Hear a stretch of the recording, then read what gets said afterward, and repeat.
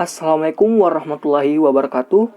Perkenalkan, kami dari kelompok 6 akan memaparkan permasalahan dalam pengenalan dan penempatan manajemen sumber daya manusia.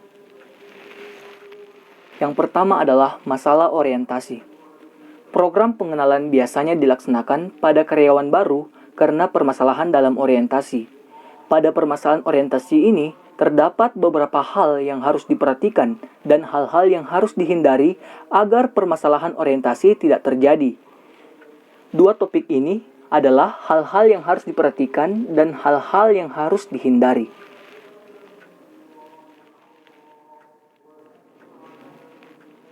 Hal-hal yang harus diperhatikan terdapat 4 faktor, yaitu: pertama, orientasi haruslah bermula dengan jenis informasi yang relevan dan segera untuk dilanjutkan dengan kebijakan-kebijakan yang lebih umum tentang organisasi.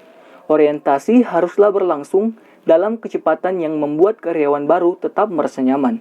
Yang kedua adalah, bagian paling signifikan adalah sisi manusianya, memberikan pengetahuan kepada karyawan baru tentang seperti apa para penyelia dan rekan kerjanya, beberapa lama waktu yang dibutuhkan untuk mencapai standar kerja yang efektif, dan mendorong mereka mencari bantuan dan saran ketika dibutuhkan.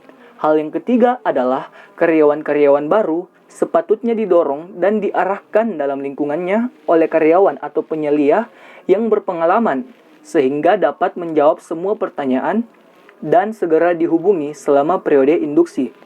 Dan hal yang terakhir adalah karyawan baru hendaknya secara perlahan diperkenalkan dengan rekan kerja mereka. Karyawan baru hendaknya diberikan waktu yang cukup untuk mandiri sebelum tuntutan pekerjaan mereka meningkat. Itulah beberapa hal-hal yang harus diperhatikan dalam pengenalan. Selanjutnya, hal-hal yang perlu dihindari dalam orientasi. Terdapat 6 hal. Yang pertama adalah penekanan pada kertas kerja. Karyawan baru biasanya hanya diberikan sambutan sepintas lalu mengisi formulir yang dibutuhkan oleh ARD. Kemudian diserahkan langsung kepada penyelia. Hal inilah yang dapat mengakibatkan mereka tidak sebagai bagian dari perusahaan. Yang kedua adalah suatu orientasi yang cepat dan dangkal dan langsung ditempatkan pada pekerjaan. Hal ini dapat menyebabkan karyawan stres. Yang ketiga, tugas pertama karyawan yang baru tidak signifikan, yaitu pekerjaan yang sangat mendasar dan sangat mudah. Hal ini dapat mengakibatkan para pegawai atau karyawan baru merasa bukan bagian yang penting dalam suatu organisasi atau perusahaan. Yang keempat adalah memberikan informasi yang terlalu cepat, yang membuat karyawan kebingungan. Kelima adalah tinjauan yang kurang lengkap mengenai dasar-dasar pekerjaan. Dan yang terakhir adalah proses orientasi yang terlalu banyak dan penyampaian yang terlalu cepat dan mengakibatkan karyawan baru mati lemas. Nah, itulah beberapa hal-hal yang perlu dihindari dalam orientasi maupun pengenalan. Selanjutnya, penempatan.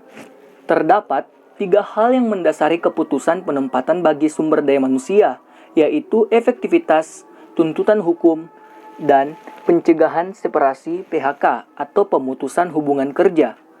Pertama, efektivitas.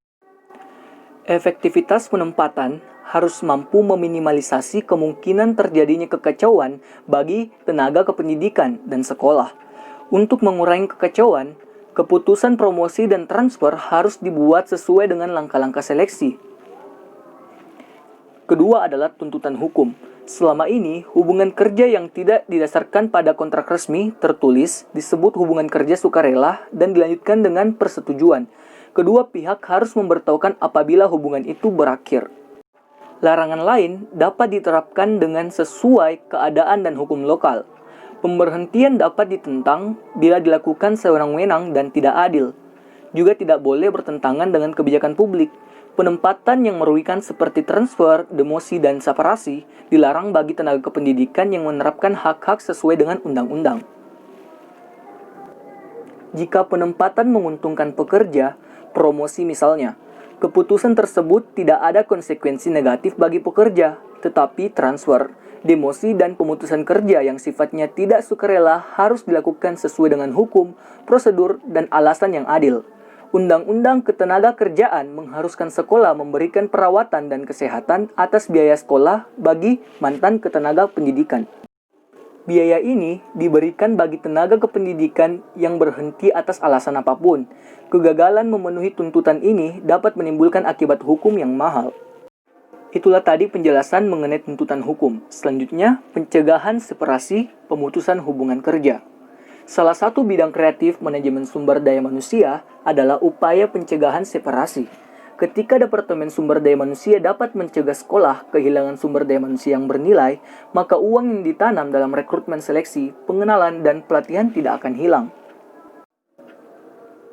Uang juga dapat dihemat dengan mengurangi keperluan penyebaran pekerja yang tersisa.